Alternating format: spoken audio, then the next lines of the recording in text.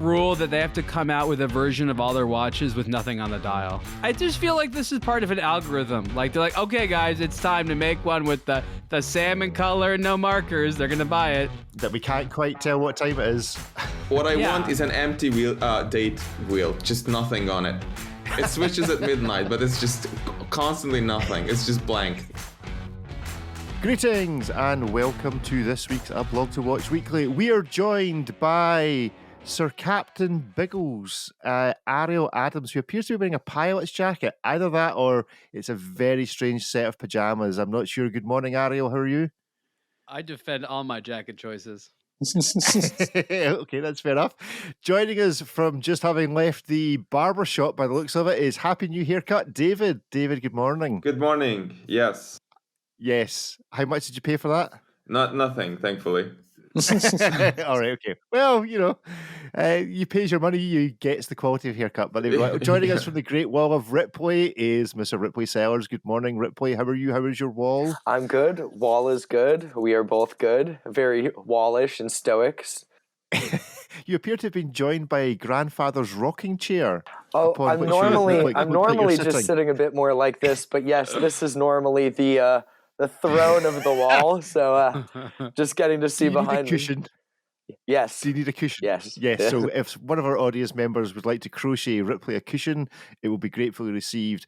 And joining us fresh from the arm of Victoria Beckham is our favourite watch designer from Breitling and his own brand Berneron, Sylvain Berneron. How are you? How is Victoria? Yeah, I'm all right. Thank you very much. Victoria is doing well. We are very happy and looking forward to this episode, guys. Excellent. Well, you're also specifically here to defend. You messaged me. You messaged me when we had our episode where we talked about the price of gold watches, and you're like, Rick, you've got it all wrong. You've got it all wrong.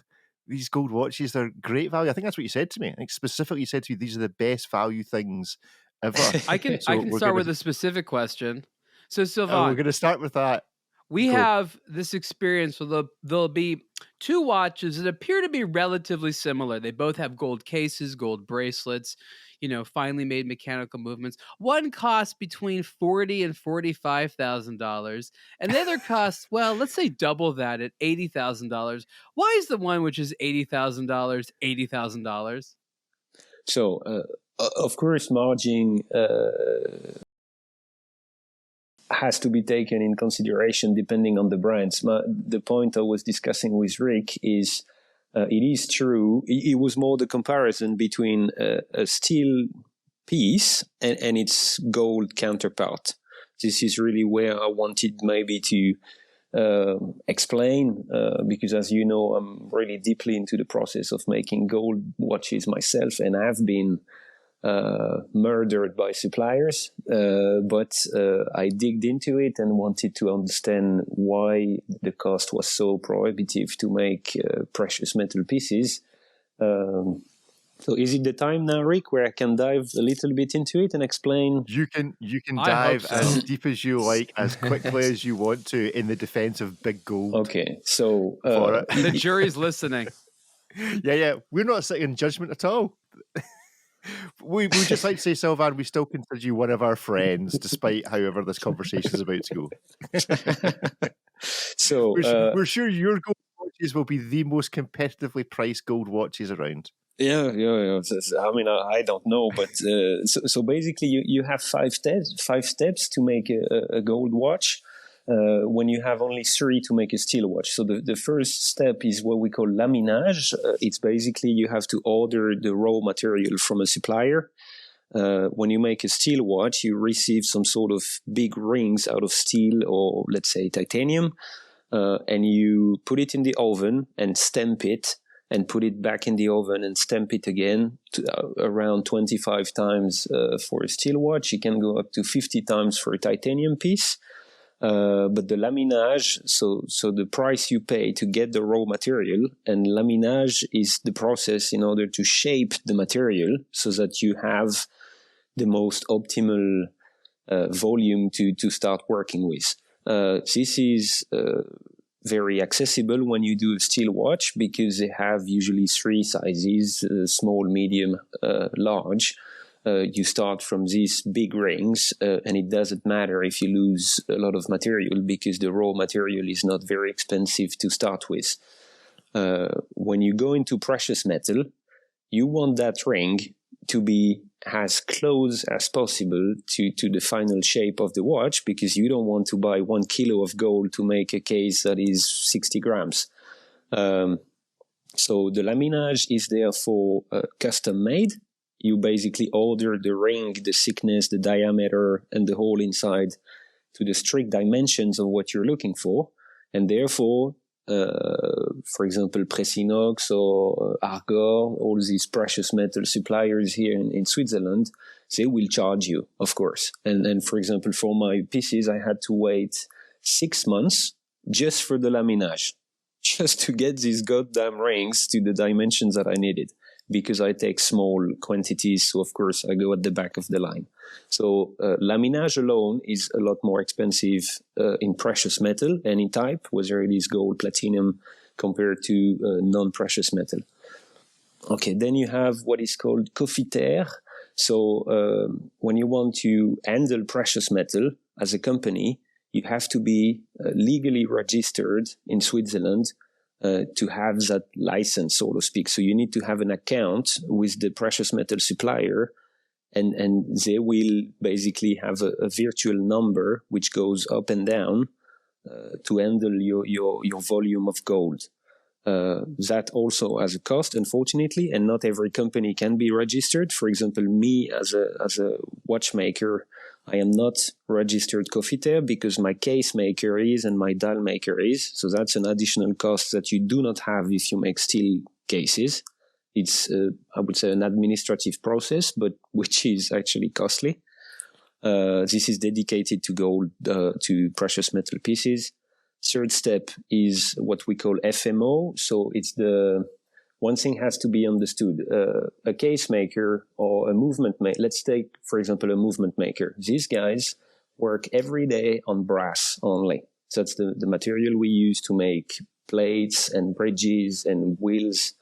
When you show up to a movement maker and say, oh, by the way, I want to make my main plate and my bridges in gold, they have to isolate a CNC machine from their rotation, clean it entirely, to make it back to zero. If you want to load the gold in, mill the gold, take the wasted material back so that they can melt it back, and basically the entire time where the machine is stopped, in order to clean it and to reset it and to mill the gold, etc., is actually charged to the guy who makes the order, because these guys have to pay back for the investments they made in the first place to acquire the machine.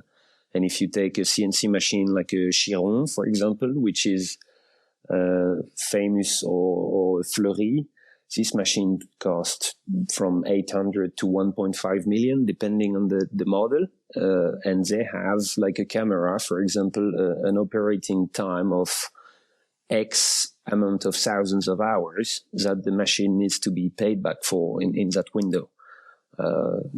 So unfortunately, and I take a concrete example, to make my Berneron cases, when I have somebody stopping the machine, cleaning it entirely, I'm paying a fee like if he was milling cases, although he's not doing it. But no one else will do it otherwise, because they say, look, I paid 1.5 million for a machine. It has to run night and day, otherwise I'm out of my cost. So if you want to mill gold, it's not my problem, it's your problem. So when I'm going to be cleaning it, I'm going to charge you like if I was actually milling. So what you're saying is it's mostly cleaning costs and admin costs that I have an observation that goes with what Rick is saying. You know how you mentioned all the different steps, Sylvain? Mm-hmm. I feel like if you remove 2 of the steps, which I call bureaucratage and exorbitage, you just get rid of those. And I feel like you could get this made for, not that much more than the cost of what it would actually take to machine gold. Because is what we're seeing not the difference between someone like Sylvain who has to subcontract it all, and I can see where the additional cost is there, versus someone who's got the volume like Rolex, who've clearly got dedicated machines and are clearly, I mean, they've got their own gold mines. And they also forge their own gold. Don't forget that they literally mix their own golds. Mm-hmm. So those stages that you're talking about, Sylvain, don't exist for some of the big brands, but they're still charging as if, almost if you like, they were having to subcontract. We need to get in the out. gold melting industry. I think a Blog to Watch weekly Precious Metals edition is probably called for, where we can arbitrage. Who gets the nickname Gold Member? Precious Metals. Okay, we've managed 3 weeks in a row. We've managed to go in those kind of directions. No, and then what? And just Austin Powers.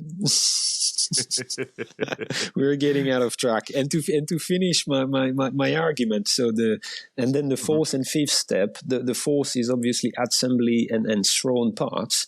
When you assemble a brass movement or a steel case, if you damage a part in that process, it doesn't matter that much because the raw material is not very expensive. When you do assemble a gold movement or a gold case and the watchmaker happens to scratch it in the process, then the loss encountered is much higher because you've lost all the money you've invested up front, and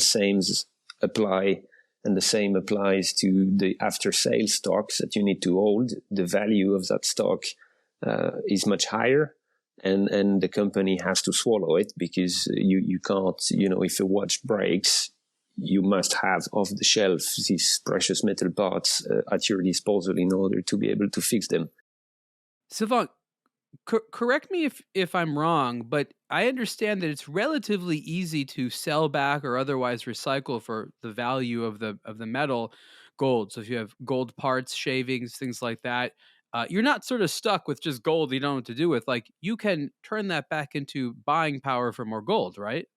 Once you've finished milling your cases, let's say you've made 50 cases, all the wasted material in the milling process is, of course, shipped back to the gold supplier, and they will basically rebuild the virtual numbers that I talked about. So if you had, 200 Gs of gold in that account, it goes down to 50 Gs when you order the material, and when you ship back the wasted materials, it will grow the number back up to 80,000, for example. This is how it works. But my main point was gold pieces are much more expensive, not because of the material itself, but because of the man hours involved in order to make it happen. And I can take another example that everybody will understand. When we go and buy food, for example, if you buy a salad and a kilo of tomatoes, the seeds are free, water falls from the sky, and the dirt is also there and at everybody's disposal. So when you buy these vegetables, what you buy is the farmer's time to invest in the infrastructure, to grow the stuff, and you're not buying valuable resources as such because it's food and you will turn it into at the end. So I think that comparison is important because it goes to show that the precious metal used in making a watch makes the entire process a lot longer, a lot more delicate, and this is where the extra cost comes from my knowledge. It is true that if you buy, a Datejust in steel and the same in gold, the price difference is huge. And cannot be justified just by the price of the gold in the watch itself. But the price difference goes in the fact that it is a dedicated supply chain and manufacturing chain, which is a lot more delicate and hard to manage. So this is what I wanted to sort of try to highlight today for the collectors listening, to understand that making a gold watch is far from being a carbon copy process from making the same in steel. Far from it. So Sylvain, just going back to the gold conversation here, how much should a customer be willing to accept as the price difference between a non-expensive material like steel and gold? We understand that certain brands like Rolex have so much vertically integrated, not only the number of gold watches they make, but the ability to have control in-house. But we do see situations where gold and titanium at super high prices are exactly the same for like a several $100,000 watch, or the price of gold is sometimes double. And I think that can be difficult for consumers to put some rule, some mathematical understanding of how much is okay to pay for gold, and where's there actually good value, and then where is a brand just trying to squeeze out a bit too much margin for gold watch buying customers. Okay, so first we'll have to split two types of pieces: the pieces where only the case is involved, and the pieces where the bracelet is involved. Historically, for example, you probably remember this piece is Ariel. Lange, 20 years ago, Lange & Söhne had some watches with these famous gold bracelets where the bracelet was almost more expensive than the watch head itself. Yeah, those were nice. Those were nice. Yeah, but these bracelets, they cost easily 30, 35, 40,000 to make, only to make, because you have 200 small links in massive gold that needs to be milled and finished, and it's an absolute nightmare. And for my project, the Mirage, I've been asked by collectors since day one if I could come up with a gold bracelet. And I actually decided not to venture into this right now because I simply do not have the cash, and I could not afford to have 40,000 Swiss franc gold bracelets sitting in stock. But to answer your initial question, let's say we take a normal watch on a steel case with a rubber band or leather strap. I think and let's say that steel watch costs around 10,000 Swiss francs. I'm just making up a number. The same piece in gold could easily cost 10,000 because you would have approximately 5,000 of raw material, let's say almost 100 grams of gold to be managed in that watch.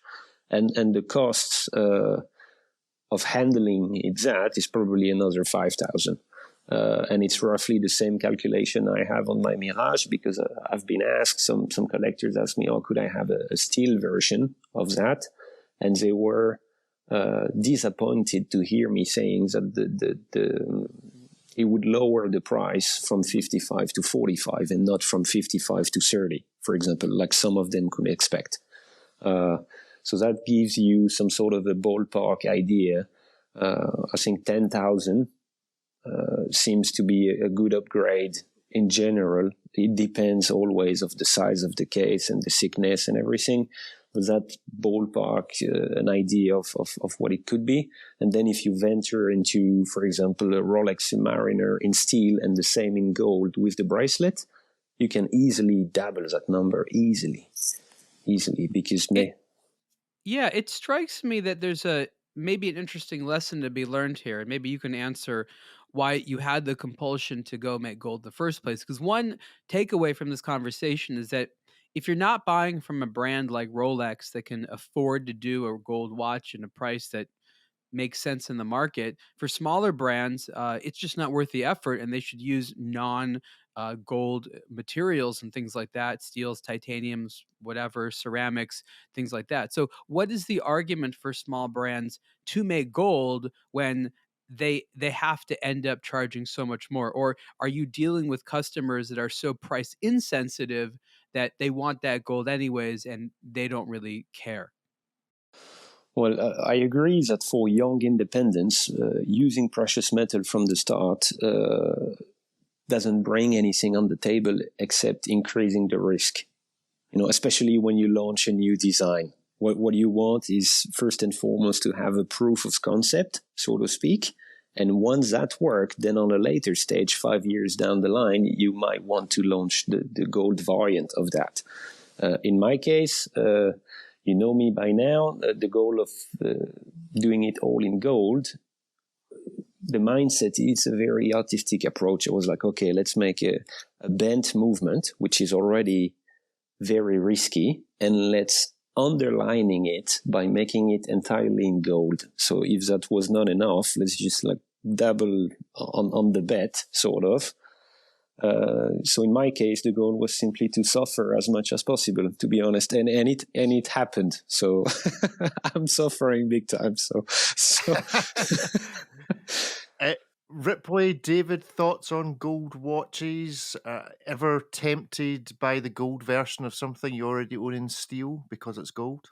Yeah, I mean, for me, one of the things that I think that I've learned is that if you're going to get the gold watch, you might as well get the gold bracelet. Because if you look at Rolex, what they charge for a gold Daytona on a rubber Oyster Flex bracelet with a black ceramic bezel. So basically, the only gold bits on the watch are the hands, hour markers, case, crown pushers, whatever. And then you look at what the brand charges for the full gold Daytona, gold bezel, full gold link bracelet. The difference isn't that much of a difference versus that gold Oyster Flex Daytona and a steel one, where you actually have a steel bracelet.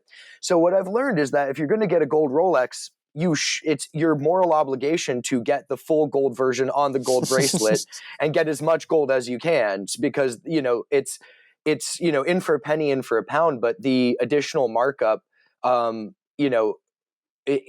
bracelet is a bargain basically, even though it costs, 10 grand or more, Yeah, keep the pressure on Rolex's margins by buying the full gold versus their watches. David? The pressure on the margins, I like that. Friends like to tease me that I almost certainly have gypsy ancestors somewhere, because the more gold and the more diamonds I can have, I will take it. To answer your question, sometimes I find myself on Chrono24 just browsing for the cheapest gold watches, and it's fun what you can find there. Most of them are basically defunct ex or current Swatch Group brands like Harry Winston and Jacques Dro and stuff like that. You can get a really good deal on a gold watch there. Not on a bracelet though, but you'd be surprised how cheap those can get. So yeah, I think it's because of these margins that we sometimes see, especially from the bigger brands, that gives way to some huge or considerable discounts. So shop around and you might be surprised. Cool. Right, let's move on a bit. So there was a wee announcement. We don't often cover this sort of thing, but David, you did a brief article on a Rolex watchmaking center in Dallas. Yes. Accepting applications for an 18th-month tuition-free training. So anyone tempted to apply? Sylvain, would you like an internship with Rolex? Yeah. I mean, as a watch collector, I would love to. From a contractual perspective, I'm not sure if I would be allowed there, but you can sneak in. The sad thing is it doesn't teach you watchmaking. What you essentially learn is how to service Rolex watches. It's more of a technician role. I mean, they have the word watchmaking in there, but you're assembling at best, and usually not from scratch. And so you get a free education, which allows you to have a decent career being a Rolex service person. I think you agree for a number of years to work for them and maybe no one else. And then you can go off and be independent, though you're not going to get Rolex parts or anything like that unless you work for Rolex. And so maybe you'll work in-house at a store somewhere.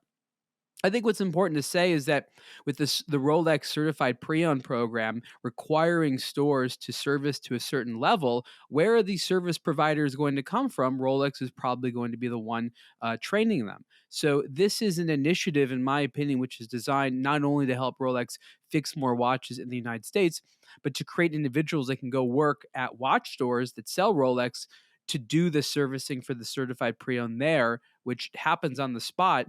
Those watches aren't necessarily sent to Rolex in Switzerland or some Rolex-owned facility.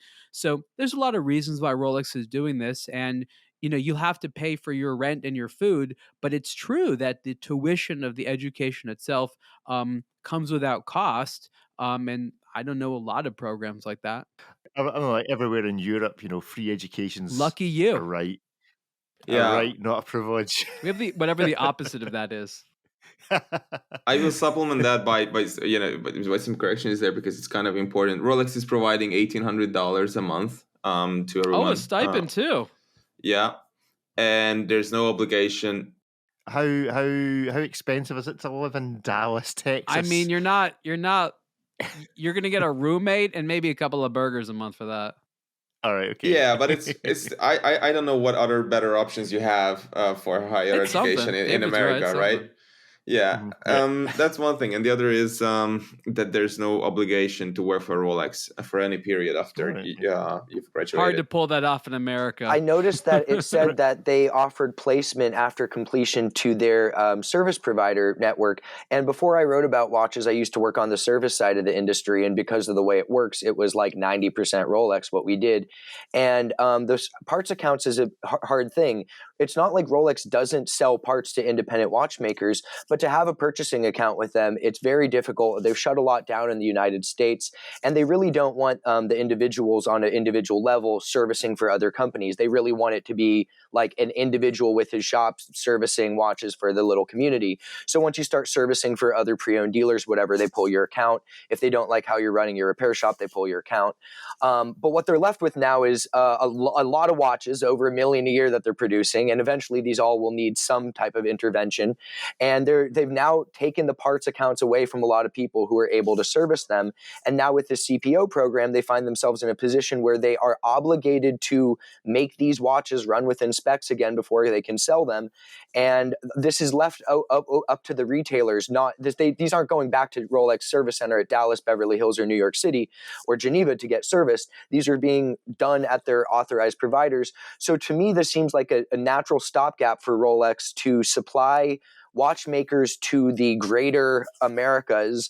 They kind of already do this with Lidditz as far as, furthering the education and building the next generation of watchmakers. But this seems like a solution to the problem where they're now going to be producing more watchmakers to then service their watches for these, retailers that are now doing the CPO program. So it makes a lot of sense.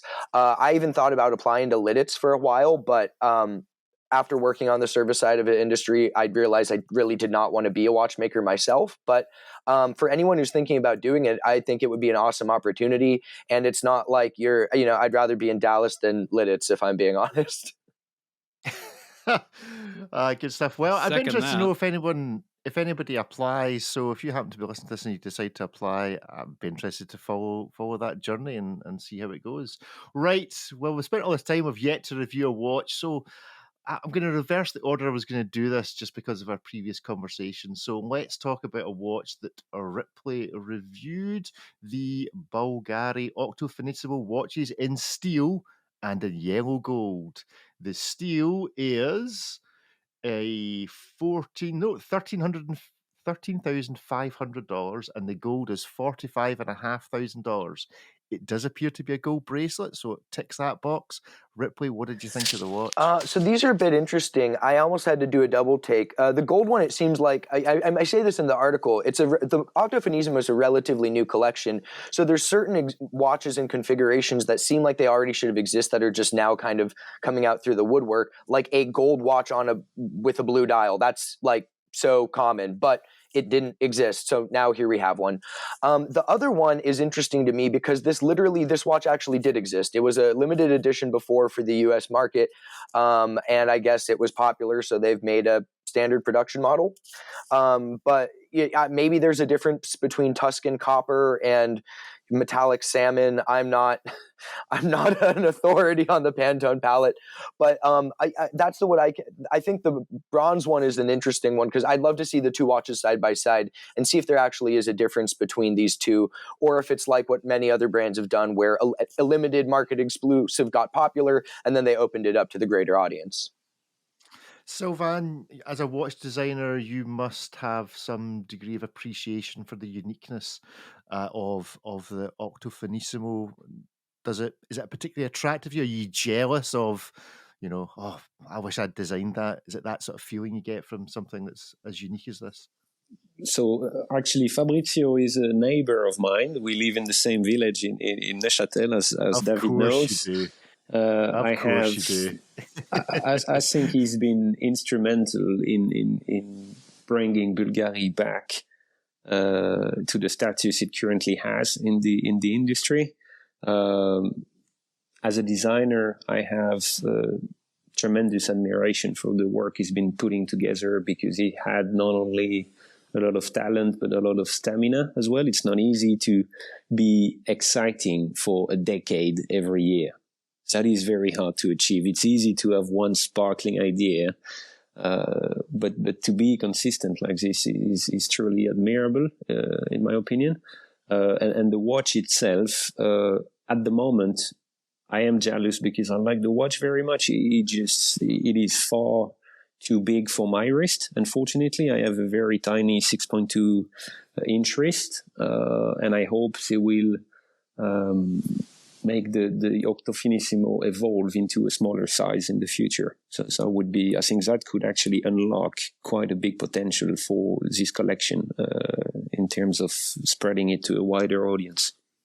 Ariel, David, has the heat gone out of this design a bit? I feel like it was right front and center for maybe the last few years as being like, yeah, this is really something unique. Is it getting slightly oversaturated now with the number of different varieties? Does it need a break? Does it need to kind of have a rest with all the variety that's there to then come back? Or is it just a good that point. because it wears so, it doesn't wear awkwardly, but it's one of these watches, it either fits you or it doesn't. Whereas most watches you can kind of, justify that they all fit in the way, but this is very much it suits you or it doesn't. And so I wonder if it's kind of reaching its nadir in terms of everyone that wants one's got one. Well, I think the most important thing about the Octo Finissimo, it was finally a men's Bulgari watch that enthusiasts could really rally behind. Like a lot of enthusiasts had been okay with the brand for a while, but there wasn't like a specific model. They were like, yes, this is the one. And in a sense, it was sort of like the Nautilus or the Royal Oak or something like that, where people could rally behind something, and a lot of different people from different sort of parts of appreciation could agree. You had the thin movement people, you had the sort of fashionable people, you had the Gerald Genta people, you had a lot of different types of collectors that could sort of rally behind this. Bulgari has not changed it this year, which is okay. And I think maybe that's what we're saying is like, oh, there's no new complications, this and that. They were keeping expectations high for, basically a decade, consistently like pushing the envelope. And now it's going to have to be supported by them. So I think the question is, for this to become a truly effective part of Bulgari's core collection, what are they going to do from a marketing perspective? What's the personality going to be in the ads to make this a mainstream thing? That's the time. Now that enthusiasts love this, it's ready for the mainstream to be into this. As we've pointed out in the conversation, the Finissimo, the Octo Finissimo, is not for all wrists. The Roma is a smaller wearing watch for people that feel that the Finissimo is too big. So it's definitely not for everyone. It's a cool thing. Does everybody need to own one to have a complete watch collection? No, but we're seeing this sort of normalization of a fresh icon from Bulgari. But I think Fabrizio knows that you can't stop there, and he's got a bunch of things in his mind. He'd love for the sport watch to become a thing at Bulgari again. That's been a very difficult thing for them to sort of get off the ground as sort of a new sport watch collection. So I think they're quite aware that there's a lot more to go. But yeah, I don't think we're going to see, year after year of Octo Finissimo innovation for a while. David, some quick thoughts? Yeah, I think Sylvain was spot on, and as you were, Rick, about making this a smaller version at some point. I think that would revitalize this collection a little bit. I don't think it's been overdone in the sense that it's still kind of fresh, and I don't think people are pulling the trigger on a purchase like this quite so quickly. So I think, customers have to be given some time, at least a couple of years for them to decide which one they want and try it on and so on and so forth. But I also agree that it's a very specific style that either looks on you, looks good on you, or it doesn't. And maybe making it smaller somehow would freshen those things up and mix it up. But I'm sure that will be very, very costly and time consuming to do. Okay, a brand that I don't know whether this is fresh from them now that they're owned by somebody different, but the Sporty Carl F. Bucherer Manero Central Counter Chronograph watches. That's a bit of a mouthful. Gentlemen, what do we think? Is this reflective of anything Rolex as yet? Or are we still bringing out the stuff that was designed long before that surprise takeover of... Oh, it's not. This is all not things new. This does not have any Rolex language on it. Let's put it that way. There's no Rolex involvement as of yet. It's a weird time right now for Carla Bucherer. I mean, I think everyone on this call, and it's like 8 people now, I think we all have like several good things to say about the brand. Maybe some things we don't like about it. But right now is gotta be a weird spot. Like, it's not, Carla Bucherer's not in trouble. I mean, they're owned by Rolex. You can never be in trouble being owned by a very, very rich parent. That's not going to let you embarrassingly, dissolve. But what they do, who they compete with, what price point they're at. The last time I chatted with them, they wanted to go up market and be like a $20,000-$30,000 watch. So this would be considered like an entry level Carla Bucherer. It has that central seconds chronograph, which is cool for the 8 people on the planet that really want one. I like those. I got a watch that has that. But I've never been like, oh, wow, that really just turns me on to watch. It gives it a slight differentiation for all the other chronographs out there. But style-wise, this and that, I mean, it doesn't really bring anything new to the table. Maybe David has some thoughts. Yeah, I think it's fresh in the sense that, we don't often see central counter chronographs. I'm not sure I would have added the day-night indicator that reminds me of relatively cheap Chinese watches. It's just such a cheesy complication in a way. It's very easy to do, not very Look out the window. Yeah, put it in the window. Yeah, I mean, if it's like a little window that's either white or black, as it is on like some Buchers and stuff, I think that's kind of classy. But to have like a large subdial at 9 o'clock for this is a little bit weird. I'm not sure what the straps are like. They appear to be this rubbery thing with all these lines on them. Ariel, what's this strap about? Yeah, this is a strange one. This is, I believe, is this a textured rubber strap? Yeah, this is a textured rubber strap. I mean, I'm just happy when it's not a plain black rubber strap, which I think is actually the most boring thing in the watch industry today. I mean, like, if it's not like a military watch and something comes on a black rubber strap, I'm kind of upset. Like, give it a little bit of texture or something like that. Like they are trying here to make this Rage Against the Machine. Yeah.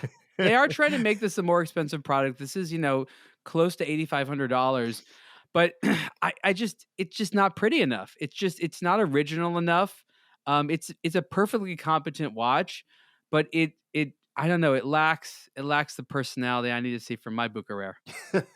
Anybody else want to see some personality from the Bucherer? Sylvain, Ripley? I mean, I'd like to see more personality. It'll be interesting to see where the brand goes. But I think David kind of hit it spot on.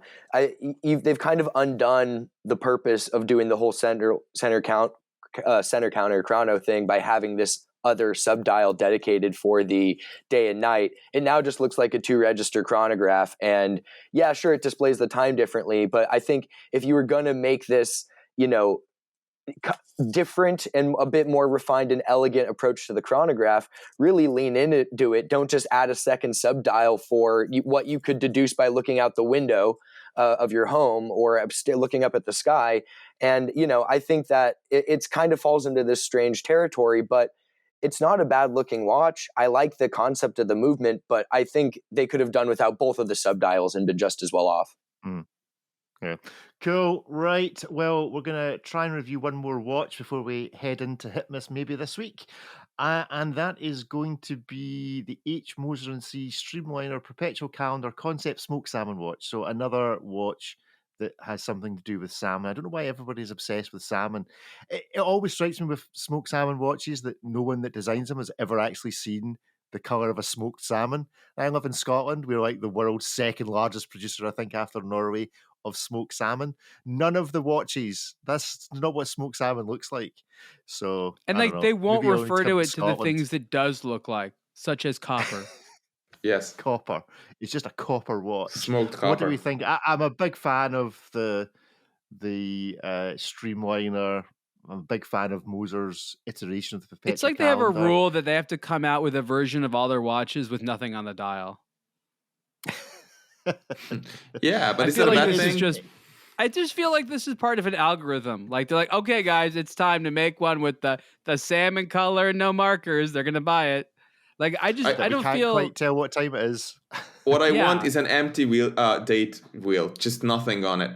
It switches at midnight, but it's just constantly nothing. It's just blank. It's just black. I like that. Is How that will you know it's made of the different? Vanta black? Make like little speckles on it. You need to know that you're seeing something slightly different. Have dirt on the disc or something. Dirt on the disc. I mean, just put the emojis on it like Rolex. That's great. Moser emojis. A little picture of Ed with the thumbs up. It's the second. It's the fourth. I think You start to get a lot of little fingers on there. Yes, he's going to run out of them quite soon. But there we go. Ripley, what do you think of this? You wrote the article. Yeah. Did you handle this, or was this? No, I didn't get to see this one. I mean, they've done a perpetual calendar minimalist version of the time-only watch that they had before. And if I'm not mistaken, because I feel like I also wrote the article on the first smoked salmon one they did, I think that they somewhere justified the color of it. Here we go. Additionally, for those who may take issue with Moser calling this color salmon due to its slightly darker appearance, H. Moser and CEO Edward Malin, who is also a seasoned fly fisher, which they made sure to include in the first press release for the model, has a slightly hilarious way of explaining this. There is salmon and then there is salmon. Our inspiration does not come from the traditional Atlantic salmon or Samo solar, to give it its Latin name, but it is from its very rare cousin, I'm not going to get that one in Latin, allowed to mature in total freedom and massaged each day by specialists using oil infused with aromatic herbs picked from the slope of the Himalayas. This species only eats crustaceans that have been pre-digested by pink flamingos. Each individual fish is smoked using a secret recipe using Scottish whiskey. There you go, Rick. And this is what gives the flesh its exceptional color. And this is the inspiration behind our new dial. So there you go. Let's just not call it salmon. Do you think that, like, when Moser was a small company that nobody really knew, and Ed's humor from being brought up on Monty Python was like, yeah, we all get it, that there's now a purchaser of Moser that now just don't understand that Ed is joking most of the time when he says this stuff, that is like, yeah, no, we're taking this seriously. That the joke is now passing by the Russian oligarch that is now. I'm sure there's a collector's dinner where they can quote this by word. We are the Knights of Ni. Will you cook that dish for us, Edward? I'll bring the salmon. I guarantee you ain't gonna look that colour. I don't care how much maybe that can be actually drinking the stuff. Maybe that can be the next experience thing. They can package the watch with go fly fishing with Edward, and then you can go smoke the salmon after, drink Scottish whiskey. There you go. With real smell included. The Moser Panerai collaboration everyone's waiting for. The ruined salmon dial. Hi, this is Ariel Adams, founder of aBlogtoWatch, with a message about eBay. I visit eBay daily and have been relying on eBay to learn about and acquire watches for more than 20 years. Did you know that you can now buy watches directly from brands or their authorized dealers on eBay? Timepieces coveted by watch enthusiasts from brands like Zodiac, Laco, Parallel, and more are part of eBay's Certified by Brand program. Here's how it works. Luxury names are partnering with eBay to bring brand new and pre-owned watches and other luxury accessories directly to you. Certified by Brand includes a minimum 1-year factory warranty for watches and offers an unprecedented selection of new and used watches directly from the source, all with the peace of mind you can expect from eBay. Visit ebay.com/certifiedbybrand for more information. Right, well, we're now going to play Hit Miss Maybe. So for those of you that are listening on the podcast, you're going to get to hear 2 out of the 4 watches that we're going to speak about. We are going to be speaking about the new release from Fears, a new iteration from Christopher Ward, something new from Bremont, and we're going to be going back in history for some classic Hit Miss Maybe with the Omega, and I can never pronounce this properly, the Omega Plo Prof. There we go. If I say it slowly enough, it's successful. So we will welcome into the room everyone that is taking part. So we have a few people this morning. Let me get them all unmuted, and we will start with some that have already been here, because I know he is actually, well, he has told us he's got a watch. Whether he's wearing it, I don't know. David, Where are you, and what are you wearing? I'm in Budapest, and I have it next to me. You see, I can't make myself wear a watch while I'm at home. I took it off. I didn't even think of it. I just somehow took it off. But this is the new-ish Chronomaster Sport, the Daytona-esque Zenith, available these days for those who are on an infinitely long waiting list for one of those Daytonas. Article coming up, comparing it to the actual Daytona, which is just like, look, I can't get over it. I honestly can't get over how similar these are. But, well, we'll see what we make of it. Cool. Good stuff. Ariel, where are you and what are you wearing? The 50th anniversary Cassiotrone TRN 50-2A. I like this watch a lot more than I thought. It's, not a G-Shock, so it's pretty small. It's about 39 millimeters wide. But what I love about it is, in the 70s when they came out with these early digital watches, they were really excited. So they tried to make them as fancy as like high-end, audio equipment and things like that, where it's just like all straight angles and polished surfaces and stuff like that. So it was supposed to feel really futuristic, like you were wearing it while hanging out with the HAL 9000.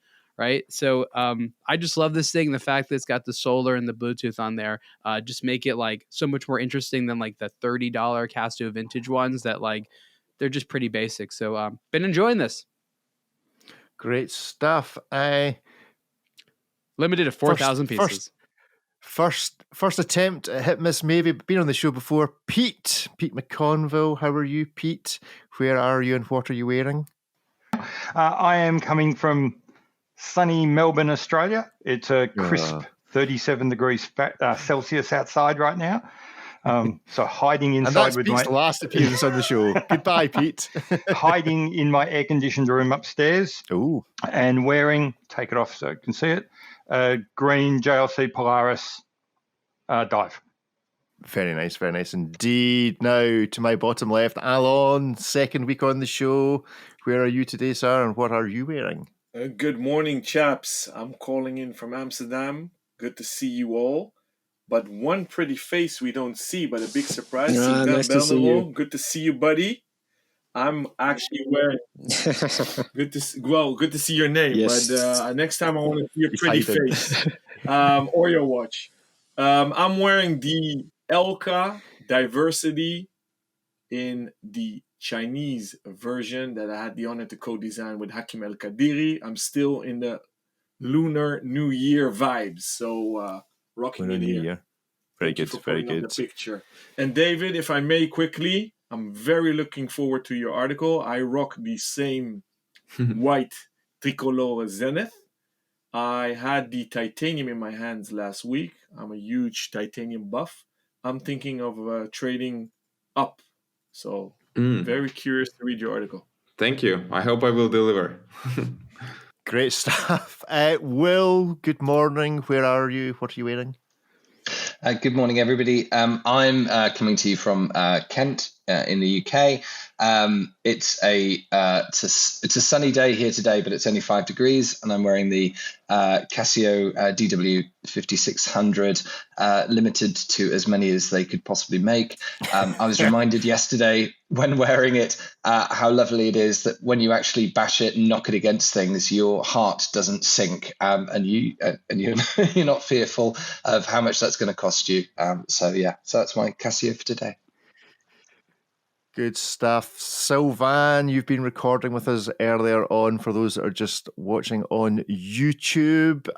Where are you? And you're going to have to tell us because you still refuse to, grace us with your darling good looks by using a video camera. The pressure is getting higher and higher. As a matter of fact, I do not have a camera on my screen because I use the screen to draw. That's why. But now I think I will have to invest into a camera because I get shouted out every second week. So I will invest in the future. And I'm currently wearing a medium-sized reverso that I had the privilege to take from my wife. It was my watch in the beginning. She stole it from me for 4 or 5 years, and today she somehow agreed to let me wear my initial watch, so I enjoy a reverso for a short moment of time. If you were wearing a 47 millimeter wide watch, it's you true, wouldn't but I have should that have a problem, bigger Sylvain. wrist to start with.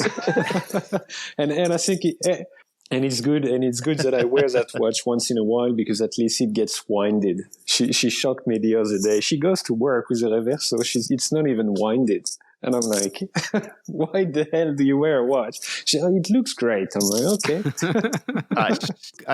What I'll do, Sylvain, is I'll clip this short section, I'll send it to your wife, and then very quickly the watch will be yours permanently as part of the divorce settlement that will probably follow. Anyway, Ripley, where are you and what are you wearing? In Los Angeles, in my cave. I was wearing something that comes out on Friday, which can't talk about. So I put on the Garmin. Which one's this one? Oh, God. Vivia. It's a Garmin. It's the Vivio Active 5. Venue? The Vivio Active 5. It's like a light version of the Venue, but has nearly the same functionality. It's actually, I think, a great deal for anyone who wants an Apple Watch, but wants a longer battery life and not something as invasive as far as like how it pushes notifications. I use it as an alarm clock, so it's a pretty solid option. Great stuff. Good stuff. And I'm wearing a Panerai and I'm in Scotland, so nothing new there. Now, I'm tempted. I've been trying to decide which order to do. Leslie is also floating around here somewhere, but he appears to be having some connection problems. So we might be joined by our Irish contingent shortly, just in time. I did want to have a pre-planned like Flower of Scotland thing going there for you, Will, but I decided to leave it that myself and Leslie had a plan. But we stopped that. Anyway, enough about rugby. I was tempted to go with the Bremen or the Fears because I think both are going to get reactions. So I think we'll try and encourage folk to go to the YouTube channel by doing the Bremen for YouTube. So we will start with the Fears. So here we go. The surprisingly sporty, or is it? Fears Redcliffe 39.5 millimeter watch. You can see it there on your screen. You've probably read the coverage on aBlogtoWatch, but do you think that this particular reinvention of the Fears Redcliffe, a watch that was originally quartz but has now returned as a full mechanical watch for $3,600 USD, is a hit, a miss, or a maybe? So on the count of three, hit, miss, or maybe. 1, 2, 3, go. We have miss and maybes. Hit. Sylvain, you need to shout it out. Yeah, for me it's a maybe as well. It's a maybe. So there we go. Right, let's start then. David, how did you vote and why did you vote? Yeah, I would have to see these hands-on. Of the pictures, I mean, they're nice pictures, but I'm not sure why these are 3,300. I see it has a La Bucherer, but it's a solid case back. Looks a bit too fashiony to my eyes in terms of all kinds of proportions and details and stuff. So I'm just not sure why this is $3,300 as it is. Ariel. You know, I think that this is a perfectly handsome timepiece. The problem is it looks very part spin. I mean, that bracelet, we first saw it on Tag Heuer and later a whole lot of Grand Seiko. The dial isn't really doing itself too much favors with originality. So if you want a well-designed watch that's super generic and nice, this is great. But then we've got that price that we're talking about. And frankly, you can see better watches with these parts that cost a lot less. So I really admire a lot of what Fears is doing, but I worry that they're quickly getting overly ambitious in terms of what they're charging because I don't see a lot of originality here. I don't see any special parts. I don't see any special design unless look, the G100 movement you can easily buy in watches that cost under $1,000. So when I saw this watch, I was thinking that's a cool $600-700 watch, and then I was kind of shocked by the price. So someone just handed me one, I wouldn't be like, I'm not going to wear this, but I don't really see much of a value proposition given all the competition. Yeah, Pete, how did you vote? And do you see a value proposition here? I went maybe. I don't really think too much about value, but from my point of view, Ariel summed it up perfectly. It's a perfectly handsome watch that I don't know I'd ever actually reach into my watch box to wear. It's just, it lacks all the charm and all the individuality that I expect from Fears.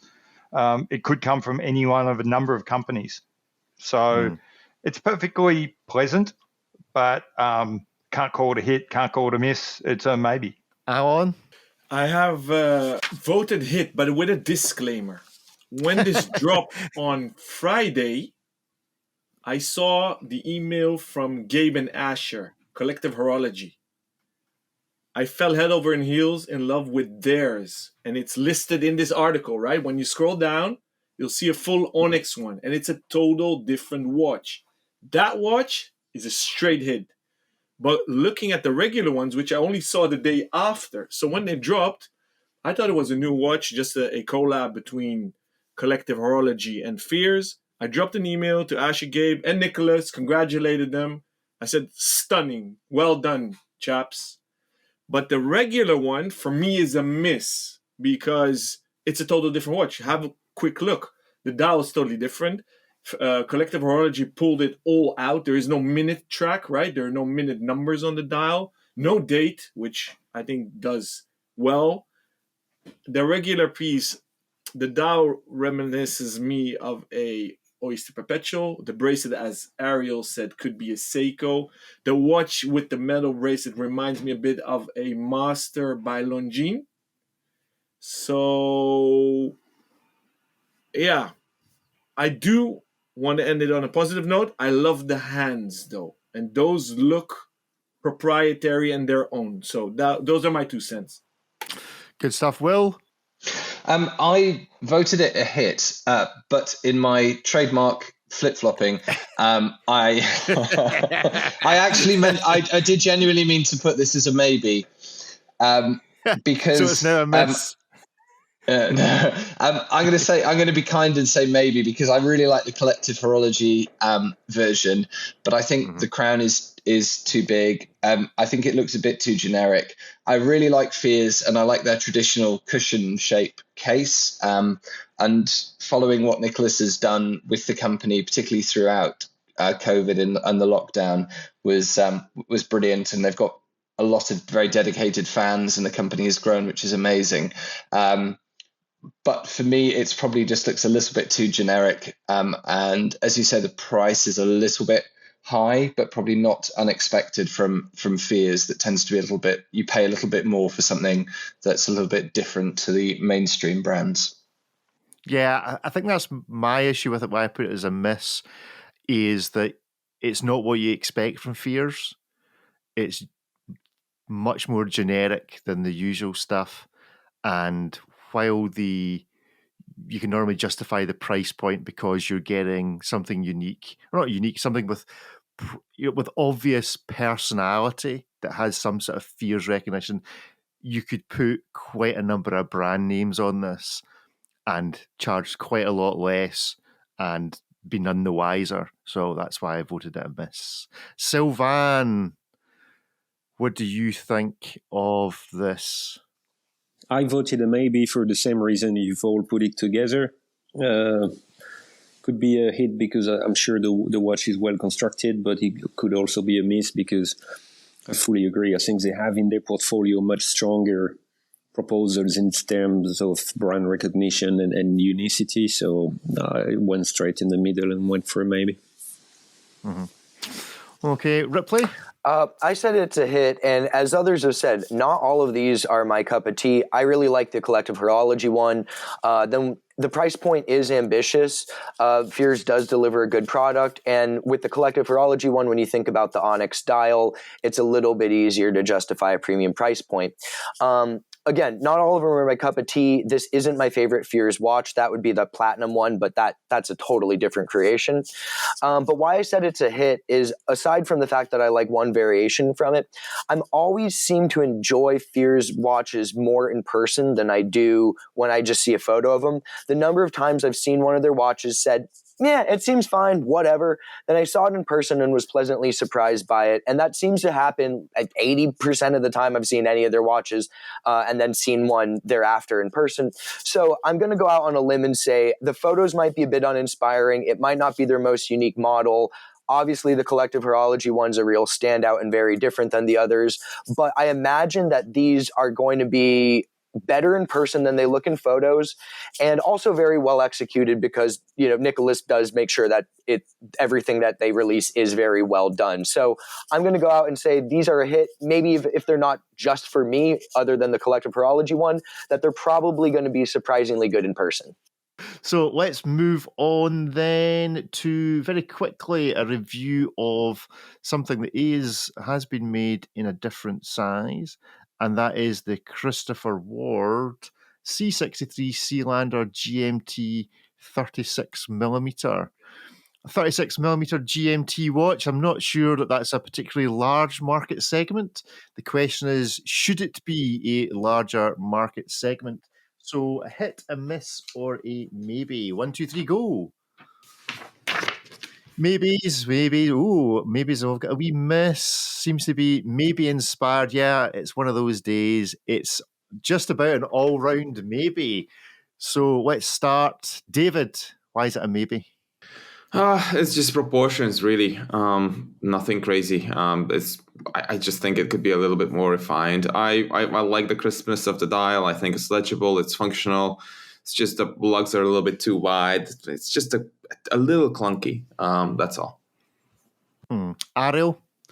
I think for the target demographic, this isn't bad. If you really want a smaller proportion watch that doesn't have the design of a boy's watch or a woman's watch, and that is a sporty GMT, this does a good job. This overall family of watches, especially on the larger side, I think is quite handsome, is pretty well priced. And so while the reason I said maybe is it's not for me. It's too small for me, and I'm just not interested in this particular type of thing. I got plenty of GMT watches.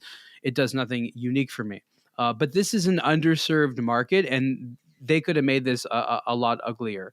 And the price point with that Sellita-based movement is totally fine. So is it the last GMT you'll ever need to own? No. But for a lot of people that want a watch of this design, in this price segment, in this size, there's really not that much else out there. And this, you could go way worse. So that's it. Yeah. I mean, I would normally give it anything under 42mm, maybe, or a miss, probably. It's not a real watch, but this is such a good watch in the bigger size that actually it only slips to a maybe for me when it's produced in the smaller size. And it's like $1,000 for quite a lot of watch, even though it's only 36mm. So yeah, and maybe for me, certainly something, if you compare, it is a bit of a British week this week because we're going to have Bremont shortly. So maybe the comparing, contrasting between Fears, Bremont and Christopher Ward as the British usurpers for the Swiss watch industry is maybe something to behold. But Pete, you gave it a very definitive miss. For me, I normally actively avoid the comparison of it looks too much like insert your favorite Rolex here, but with this one I can't see this and not think Rolex Explorer, and for me that just makes it a miss. I don't like the idea of I ever look at one watch and think of another, and I just can't avoid that comparison with this one. Fair comment. Alon, what do you think? I voted maybe. I think they did well by making a 36 next to their 39. I would maybe buy one of the two if I wasn't wearing my actual Explorer 2 Polar in 42mm. As I said last week, sometimes you can't or don't want to wear your Rolex, but you want that vibe. So that's why it's a maybe, but it's a lot of bang for your buck. Will, is your buck going to be banged on this? It should remain unbanged. I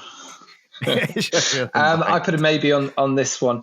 There's lots of stuff to like, but I think it does. I agree. It does remind me a little bit too much of the Rolex. I mean, it's probably a good or a bad thing. I prefer it in because I think it's polished steel. I prefer it a bit more of a brushed steel, but that's probably because it's reminding me too much of the Explorer, that I want it to be a little bit more rugged, but I can see with the smaller bezel, it's a little bit more dressy. I don't know. It didn't really fall into either camp for me. I wanted it to either be a rugged Explorer or something a bit more dressy, because that beautiful big dial with the white face and everything looks really, really good. I don't really have an issue with 36 because I'm quite happy to wear a 36 mil. So, but that for me, it was a maybe. It's a little bit too much of nothing of one thing or the other, I think, for me. Sylvain, would you be more inclined to wear this than the Fears? No, for me, this one is a miss. I fully agree on the resemblance on the Explorer, and that brings an interesting question. I think I don't think any of us in this luxury, acquiring a cool watch adventure is in the game of being a glorious second. And I see it a lot these days. Companies trying to capture an icon and divide the price by 10 and offering it like this. I understand the strategy behind, but I think especially this watch, now that we talk about, if it had been a bit more tweaked design-wise, could have been a friendly baby Explorer. And all of a sudden it's okay. But when you go too close to it, I think it kills the sexiness of, because the message you send outside is pretty much, oh, I wanted the real one, but could not get it. So that's what I ended up with. When if you take the reference, tweak it far enough, and it's a fine line because, for example, I do not have that feeling with the Christopher Ward 12, for example. I think this had been tweaked enough so that it is a baby Royal Oak or a baby Antarctic or something. And there I'm fine because I understand not anybody wants to spend 20 G's on a Royal Oak or something. But here, in my opinion, they didn't go far enough, and it's like fake borderline territory, in my opinion. Fair enough. Ripley? Yeah, as others have said, this watch suffers from what I like to call Steinhardt syndrome. It's a decent watch, well put together, solid value for the money, no complaints there. But why did you just make an homage? You could have made a regular watch with your own design, and I'd be saying, I've got little wrists, I'm on board for a 36 millimeter GMT. But instead, I'm saying you made a Explorer 2 homage, and that's so unfortunate.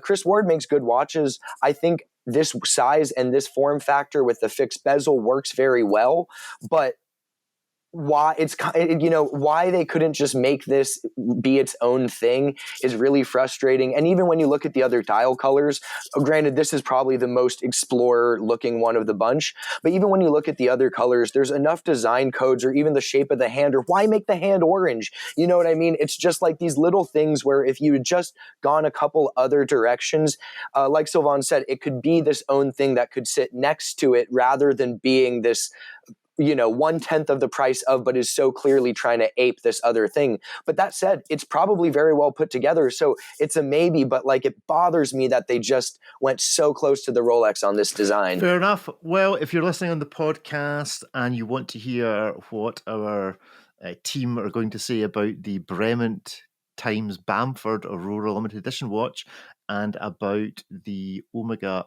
Prof as a generic historical classic Hitmas maybe, then you need to head over to the YouTube channel, aBlogtoWatch Weekly Live, and you can catch up with the extra watches that we review there. So if you're not going to join us on YouTube, then you will hear us again in a wee second for all our goodbyes, and if you are going to join us on YouTube, then we hope to see you there. Excellent. Well, we will leave the show and leave you gentlemen, and thank you for your time in a world of misguided watch buying. I will ask one question though, a simple yes, no, we'll go round. If, as is reported, Parmigiani is for sale, would you buy it? David, yes or no? The what? By what? Parmigiani being reported as being up for sale. or is the brand. What is the what your answer? Yeah, that's who? Do you want to be Guido's boss? Do you want to be Guido's boss? No. Ariel, buy, sell, or hold? Well, I actually heard that it doesn't come with the intellectual property for any of the movements, which is kind of the big deal. Handy. So, if you had a whole bunch of money, just buy the whole lot from what the Sandoz family is selling with Vaucher. Now you got a package, but just Parmigiani, I don't know. But imagine the power you would have. You too could lose hundreds of millions of dollars over just a few years period of time making beautiful objects. I mean, who's in with me? Pete, are you in? No, You I'm not into in. the fund? No, not in. There's always a reason why someone's selling. Think of the treasures we could make. Alan, you're a retailer. Would you, as a retailer, like to buy a brand? I actually do, and I'm actually The Hourglass tried that. on three projects. I'm not Michael Tay though, so he also wears suits and ties, by the way, but not on the weekend. Then he wears Bremons. All kidding aside, what Ariel said, if it's the full package with the 6 subsidiaries, so Calibers, Bucherer, Atacolpa, etc., then yes. Just the brand depends on the price, right? I was listening to Bill Ackman on the Lex Friedman podcast yesterday. Since he invested in Bremel, maybe they should call him. Yeah. Sylvain, do you fancy a reverse takeover? A small brand, Berneron buys a big brand and probably makes it a small brand again. That would be good advertising. If I could acquire Vaucher, that would be.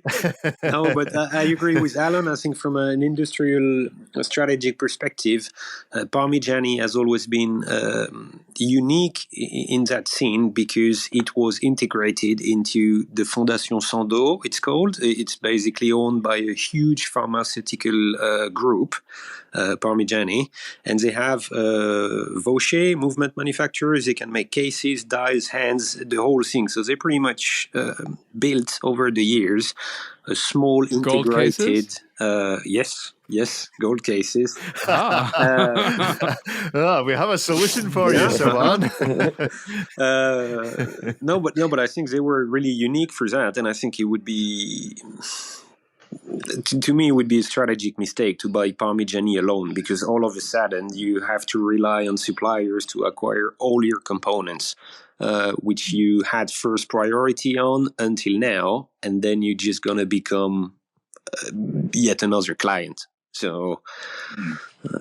Ripley, would you like to try your own supply and buy Parmigiani and wear Parmigiani? Yeah, so if Vaucher doesn't come with it, I'm still game to buy Parmigiani, but if I'm buying Parmigiani Fleurier, it is not to make watches. We are making cheese. I'm partnering with Jean-Claude Beaver. We are going cheese. We are going Parmigiani, Parmesan, and we are going to go all the way there. And, if Beaver touches it, we've got the blessing of the watch industry anyway, so let's just go for it.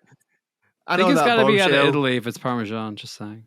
Well, look, we can do the Panerai thing. It's Italian but Swiss, and we won't go into that too much.